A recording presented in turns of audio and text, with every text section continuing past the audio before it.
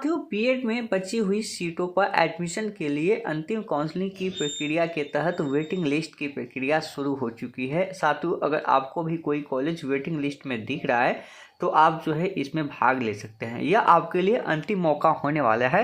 अगर आप इसमें चूक जाते हैं तो फिर आपको इस साल बीएड में एडमिशन नहीं मिल पाएगा। साथियों, इसकी पूरी प्रक्रिया क्या होने वाली है, कैसे आप लोग अपना कॉलेज चेक कर पाएंगे, कैसे आप लोग देख पाएंगे कि कहाँ पे कितनी सीटें खाली है, पूरी प्रोसेस हम आपको इस वीडियो के माध्यम से बताने वाले हैं। तो वीडियो को आप लास्ट तक जरूर देखें। वीडियो शुरू करने से पहले मैं आपसे एक छोटा सा रिक्वेस्ट करना चाहूँगा कि आप अभी तक इस चैनल पर नए हैं तो आप इस चैनल को सब्सक्राइब कर ले और बेल आइकन को दबा दें ताकि ऐसे ही लेटेस्ट वीडियो मिलता रहे। चलिए शुरू करते हैं।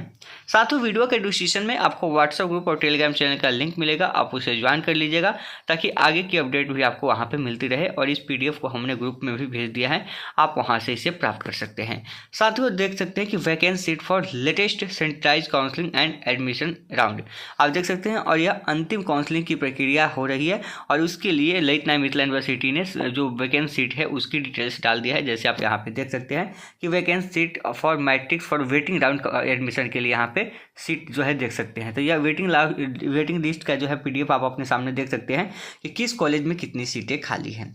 इससे पहले जब कॉलेज अलॉटमेंट लिस्ट जारी हुआ था तो उस समय बहुत सारे छात्र छात्राओं का वेटिंग लिस्ट में दिखा रहा था। अब उन्हें समझ नहीं आ रहा था कि कौन सा कॉलेज उनका वेटिंग लिस्ट में है, तो जो एक कॉलेज सेलेक्ट करना था। तो जिस एक कॉलेज को अगर आप सेलेक्ट किए थे उसके बाद आपका वेटिंग लिस्ट दिखा रहा है, तो यानी कि जिस कॉलेज को आप सिलेक्ट किए हैं उसी कॉलेज में आपका वेटिंग लिस्ट दिखा रहा है, वह कॉलेज आपका वेटिंग लिस्ट में है। अब उस कॉलेज के तहत अभी आपको एक बार फिर से चेक कर लेना है कि अब उस कॉलेज में सीटें खाली है कि नहीं। जैसे आपका वेटिंग लिस्ट तो दिखा रहा था, अब वेटिंग लिस्ट दिखा रहा था तो अब अपने कॉलेज के अंतर्गत जाइए, जहाँ पर भी आप कॉलेज का चुनाव किए हैं उस कॉलेज को देखिए कि उसमें सीटें खाली है कि नहीं। जैसे मान लीजिए कि आपका वेटिंग लिस्ट दिखा रहा होगा कि चाणक्य फाउंडेशन एट चकिया नगर, अगर मान लीजिए एक एग्जाम्पल के लिए दिखा रहा होगा।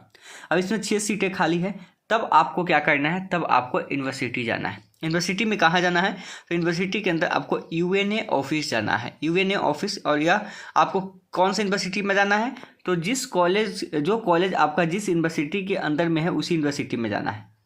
आपके वेटिंग लिस्ट में यानी कि आपने जो कॉलेज सेलेक्ट किया था वह कॉलेज आपका वेटिंग लिस्ट दिखा रहा है, तो वेटिंग लिस्ट दिखा रहा है तो उस कॉलेज का जो यूनिवर्सिटी होगा उस यूनिवर्सिटी में आपको जाना होगा।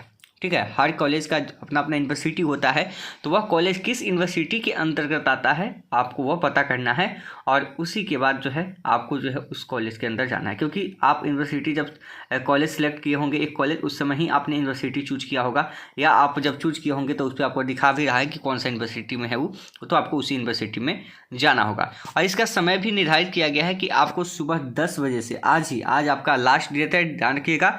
अगर इस बार अगर आप चूक गए तो फिर आपको दोबारा जो है यहाँ पे मौका नहीं मिलेगा। यानी कि 23 अक्टूबर आज सुबह 10 बजे से लेके आपको 12 बजे तक यहाँ पे हर हाल में पहुँचना है।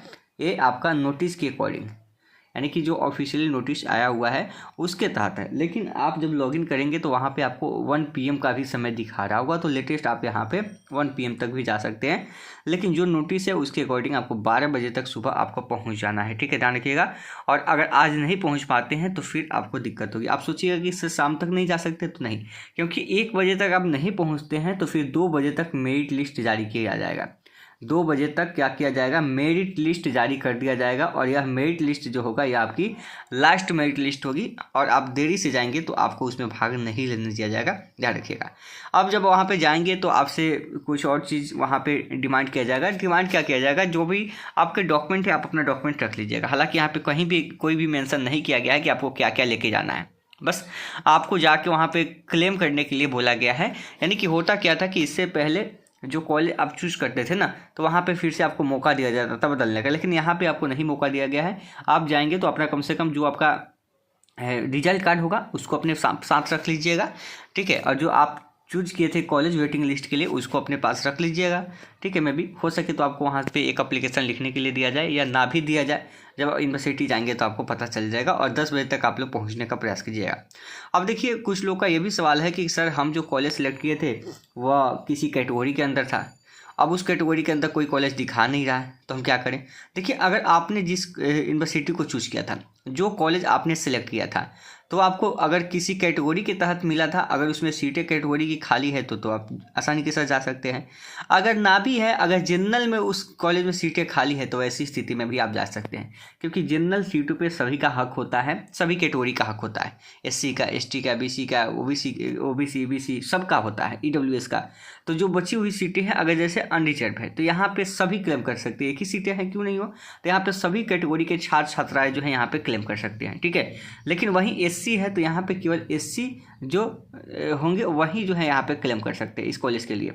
तो ये भी ध्यान रखना कि आपका किस कैटेगरी का कितना सीट खाली है। जैसे यूआर फीमेल का है तो यहाँ पे जो भी क्लेम कर सकती है केवल यूआर फीमेल ही कर सकती है, यानी यूआर फीमेल ही यहाँ पे कर सकती है, ध्यान रखिएगा। फिर यहाँ पे अनरिजर्व की बात करें तो 2 सीटें खाली है तो यहाँ पे केवल अनरिजर्व ही, यानी अनरिजर्व में तो सभी आ जाते हैं। और माइनॉरिटी कोटा के अंतर्गत देखेंगे तो यहाँ पे माइनॉरिटी जो कोटा है जैसे मुस्लिम समुदाय से आते हैं उनके लिए सीटें खाली है। इसके अलावा और भी देखेंगे बहुत सारी रिजर्वेशन पॉलिसी है आपके। तो यहाँ से आपको अब अपना लिस्ट देख लेना है कि आपका जो कॉलेज था वेटिंग लिस्ट, अब उसमें सीटें खाली है कि नहीं, क्योंकि बहुत ऐसा कॉलेज था पहले जिसका लिस्ट आपका जारी हुआ था लेकिन इस बार आपका लिस्ट में नाम नहीं है क्योंकि उसमें सीटें फुल हो गई है। जब उसमें सीटें फुल हो गई है, आप एक बार बताएं, जब सीटें उसमें आपकी फुल हो गई है तो फिर उसमें आपका एडमिशन तो होगा ही नहीं, तो आपको तो फ़ायदा भी नहीं होगा। लेकिन जिनका वेटिंग लिस्ट में नाम है, जिनका भी वेटिंग लिस्ट में नाम है और उस कॉलेज में सीटें खाली है तो आप जाके यूनिवर्सिटी से क्लेम कर सकते हैं, UNA ऑफिस में जाके वहाँ से क्लेम को कर सकते हैं। और UNA ऑफिस आपको आज सुबह ही जाना होगा, यानी कि 10 बजे तक आपको पहुँचना होगा और लेटेस्ट आप 12 बजे तक पहुँच सकते हैं, ठीक है। उससे विलम्ब नहीं कीजिएगा, उससे पहले ही जाइएगा तब, क्योंकि वहाँ पर बहुत ज़्यादा भीड़ भी होगा यूनिवर्सिटी के अंदर, आपको भी पता है। तो यूनिवर्सिटी जाइए और वहाँ पे क्लेम कीजिए। क्लेम की प्रोसेस आसान होगी, वहाँ पे जाएंगे तो हो सके आपको सिलेक्ट करने के लिए कहा जाए कुछ चीज़ें, ठीक है।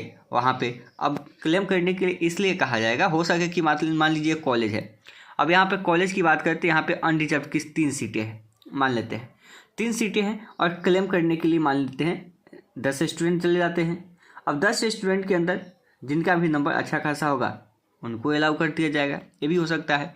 या ये चीज़ नहीं, यहाँ पे एक और चीज़ आपको बता देते हैं, इसी के आधार पर आपकी मेरिट लिस्ट भी निकलेगी।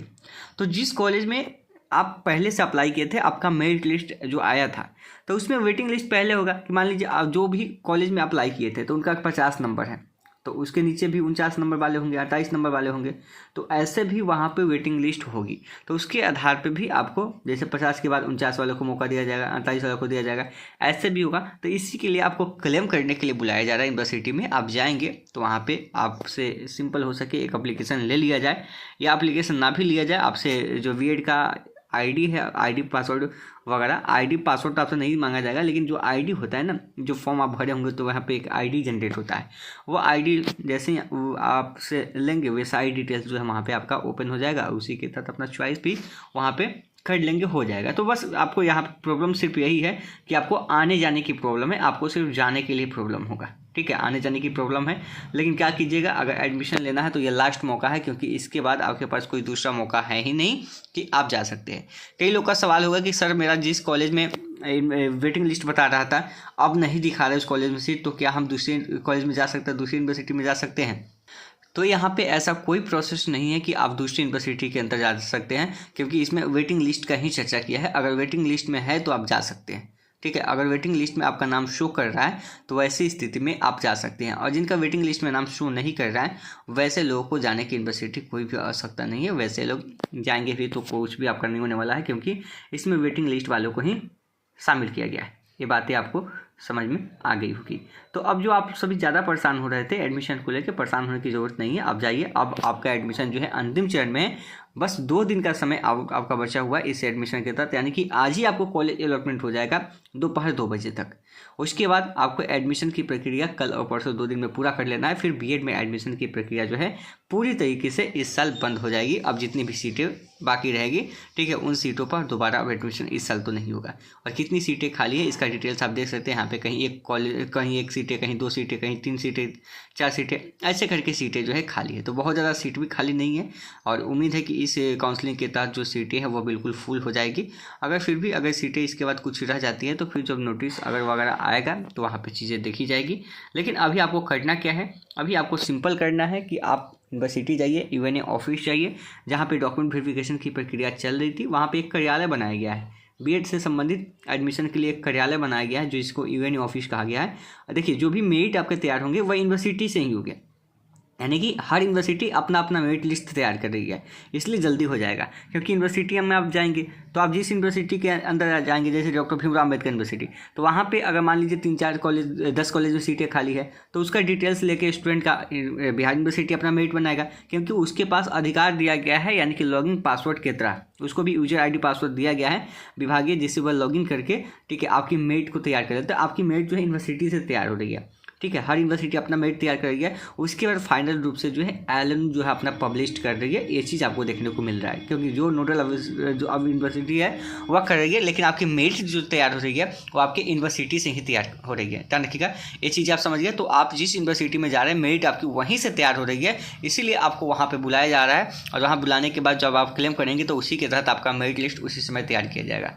ठीक है, अब जाइए वहाँ पे, अगर कोई दिक्कत होगी तो आप सभी बताइएगा, और क्या क्या प्रोसेस वहाँ पे होने वाली है ये सब के बारे में भी आप लोग बताते रहिए। फिर हम आपको आगे की अपडेट आपको नेक्स्ट वीडियो के माध्यम से देंगे। तो इसमें परेशान होने की कोई भी ज़रूरत नहीं, आसानी के साथ आप चाहिए और क्लेम कीजिए। धन्यवाद।